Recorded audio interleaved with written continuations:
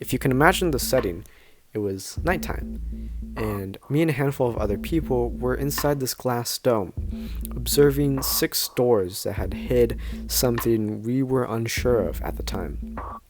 We heard a loud click, bang, and a metallic sound, and all 6 of those doors opened simultaneously. Behind them were 6 velociraptors, 6 dinosaurs, and we had feared for our lives at that moment, so we began running. We had burst through the doors of the glass dome into an empty parking lot. We had ran and ran, and we could see our getaway car off maybe 100 feet from where we had stood. But unfortunately, we had began trudging through thick mud. I could hear footsteps behind me, pounding on the asphalt as I panically trudged through this mud. We got closer and closer to the getaway car. We had entered the car, locked the doors for all that would do, and begun driving off. We had swerved and drifted through this parking lot until we reached a stop. That's when the driver and I exited the vehicle. Magically, I turn to my right and I see Jeremy Renner, and to my left I see Scarlett Johansson. A fight suddenly ensues as grenades are being thrown and detonated in the air. I run and scramble to the floor as I panic even more, and then suddenly I black out.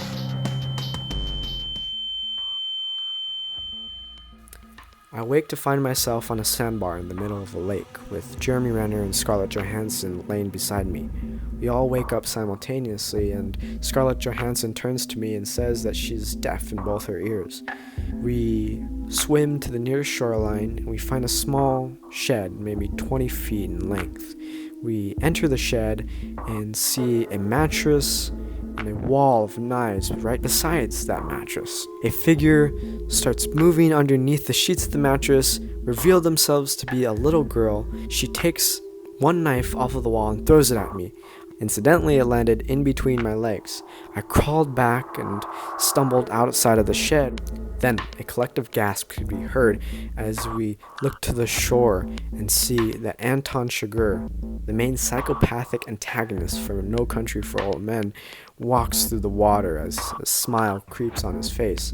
We panic and we run back into the shed and inform the girl that we were not there to harm her, but instead we were there to evade Anton Chigurh.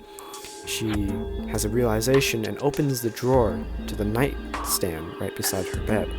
She hands us each 2 spoons. We turn to face Anton Chigurh, who is at the door. I had rushed at Anton Chigurh with my 2 spoons, and as I did, he pulled out 2 spoons from his own pocket and we began to duel. We took our fight outside into the waters of the lake and dueled once more.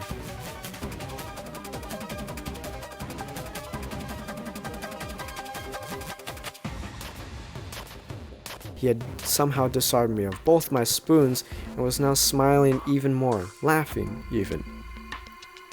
I saw a dock 10 feet down the shoreline, and I began to swim towards it as fast as I could.